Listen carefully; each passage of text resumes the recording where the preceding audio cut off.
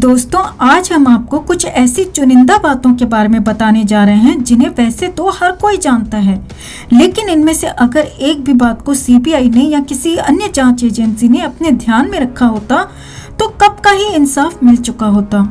तो सिर्फ हमने ही नहीं, आप सब ने भी कुछ खबरें सुनी होंगी कि 14 जून के बाद सुशांत जहां रहते थे उनके घर का पूरा हुलिया बदल दिया गया। और ये पहली बार नहीं है कि ऐसी खबरें हमें सुनने को मिली हैं, बल्कि सुशांत के घर में अभी भी एक्टिविटीज दबाकर की जा रही हैं दोस्तों।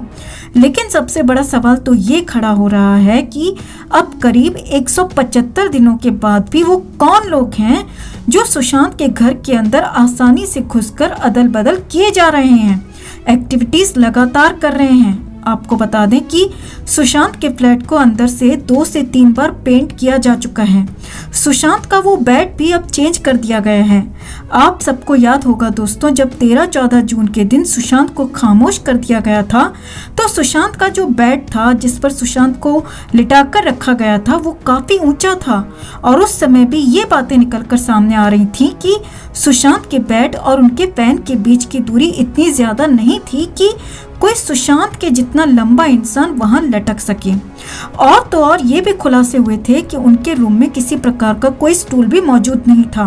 बावजूद इसके ये कैसे क्लेम कर दिया गया कि सुशांत खुद ब खुद लटक गए, जबकि सुशांत को उस वक्त लटके हुए किसी ने भी नहीं देखा था। सुशांत की एक नहीं बल्कि ढेर सारी फोटोज वायरल हुई थीं, लेकिन उनमें से एक भी ऐसी फोटो या वीडियो सामने नहीं आई आज तक जिससे ये साबित हो जाए कि सुशांत उस पंखे के जरिए लटके हुए थे। लटकने की बात सिर्फ उन लोगों ने कही जो सुशांत के साथ रहते थे, जिन्हें सबसे ज्यादा शक की निगाहों से सीबीआई को देखना चाहिए था। और जिस ताले वाले को बुलाया गया था उसने भी ऐसा कोई भी दृश्य अपनी आंखों से नहीं देखा था दोस्तों। और तो और सुशांत के घर के अंदर के सामानों को चेंज करना, उनके रूम को बार बार पेंट करना, इसका मकसद हम आम लोग क्या समझें? यही ना कि ये लोग अंदर के सारे फॉरेंसिक प्रूफ्स को मिटा देना चाहते थे कि अगर कोई फॉरेंसिक टीम आती भी है अंदर कुछ पड़ताल करने के लिए तो उन्हें सबूत के नाम पर एक ढेला भी ना मिल सके। आप इस बात से अंदाजा लगा सकते हैं दोस्तों कि वही लोग सुशांत की उस हालत के भी जिम्मेदार हैं। वो लोग अभी भी छोटी से छोटी चीजों पर अपनी पैनी नजर गड़ाए बैठे हुए हैं और सबसे दुख की बात है कि अभी तक बेखौफ आजाद घूम रहे हैं। हालांकि अब 175 दिनों के बाद सुशांत के घर के अंदर कोई सबूत बचा भी होगा इसकी हमें कोई उम्मीद नहीं है, लेकिन बावजूद इसके वो लोग किसी तरह का कोई रिस्क नहीं उठाना चाहते हैं। सीबीआई को सुशांत का केस लगभग 2 महीने के बाद हैंडओवर हुआ था और तब तक ऑलमोस्ट सारे सबूत मिटा दिए गए थे और उस वक्त भी सुशांत के रूम के अंदर का बेड और सारा सामान चेंज कर दिया गया था और तो और उस रूम को पेंट भी कर दिया गया था। सीबीआई को ये केस मिलते ही वो सुशांत के घर एक बार नहीं बल्कि 3 से 4 बार गई और सबूत इकट्ठा करने की जोरदार कोशिशें भी की गईं। एम्स की फॉरेंसिक टीम को भी एक बार में कुछ नहीं मिला, इसीलिए वो भी 3 बार सुशांत के घर गई।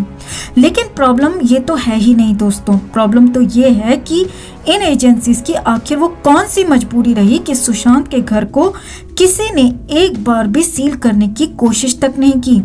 आप लोगों को याद होगा दोस्तों कि इस खबर के बारे में कि सीबीआई और एम्स की टीम सुशांत के घर के टेरेस पर गई थी। और इसके अलावा आप लोगों ने एडवोकेट विवेकानंद गुप्ता के बारे में तो सुना ही होगा, जिन्होंने अभी हाल ही में ये बताया था कि उनके पास एक ऐसा सबूत या कहें एक ऐसा विटनेस है जिससे ये साबित हो जाएगा कि सुशांत के साथ जो कुछ भी हुआ उसकी सारी शुरुआत उनकी छत पर से ही हुई थी। और उन्होंने अपने वो सारे स्टेटमेंट सीबीआई के पास रिकॉर्ड भी करवा दिए हैं। लेकिन इतना कुछ होने के बाद भी सीबीआई ने ये नहीं सोचा कि छत को एक बार सील करके उसमें लोगों के आने जाने पर रेस्ट्रिक्शन लगाई जाए। हमारी और आपकी नॉलेज में ये एक ऐसा इकलौता केस है दोस्तों जिसमें घटना स्थल को इतने दिनों में एक बार भी सील नहीं किया गया। और ये अपने आप में बहुत ही ज्यादा चौंकाने वाली बात है, क्योंकि अगर जब भी ऐसा कोई केस सामने आता है और अगर उस केस की जांच प्रोसेस में चल रही होती है तब तक उस घटना स्थल को सील करके रखना होता है। और हमारे देश का कानून भी हमें यही बताता है कि जो भी जांच एजेंसी उस केस की जांच कर रही होती है उसे कभी भी उस घटना स्थल का मुआयना करने की जरूरत पड़ सकती है। लेकिन अगर जांच एजेंसी को वो सारे सबूत मिल चुके होंगे और उन्हें लगता है कि अब घटना स्थल को सील करने की कोई जरूरत नहीं है, तो सिर्फ इसी सीन में वो घटना स्थल को ओपन छोड़ सकते हैं। आशा करते हैं कि सुशांत के घर से सीबीआई को जो कुछ भी चाहिए होगा वो उन्हें अब तक मिल चुका होगा। लेकिन अगर सीबीआई को सारे सबूत मिल चुके होते तो क्यों सीबीआई समय समय पर अभी भी सुशांत के घर जाती? और बार बार सुशांत के घर जाना यही दर्शाता है कि घटना स्थल की जरूरत सीबीआई को अभी भी है।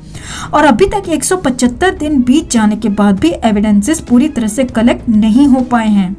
और यही कुछ ऐसे डॉट्स हैं दोस्तों जो कि सुशांत के केस में अभी तक अधूरे छूटे हुए हैं। और तो और सबसे जरूरी बात यह है कि सुशांत के नौकरों के अनुसार 14 जून की सुबह सुशांत ने जूस पिया था। तो वो जूस का गिलास किधर है भाई? वो सीबीआई को हैंडओवर क्यों नहीं किया गया अब तक? और क्यों किसी एजेंसी के अधिकारी ने उस गिलास के बारे में कोई जिक्र नहीं किया और न ही उस गिलास को जब्त करने की कोई कोशिश की?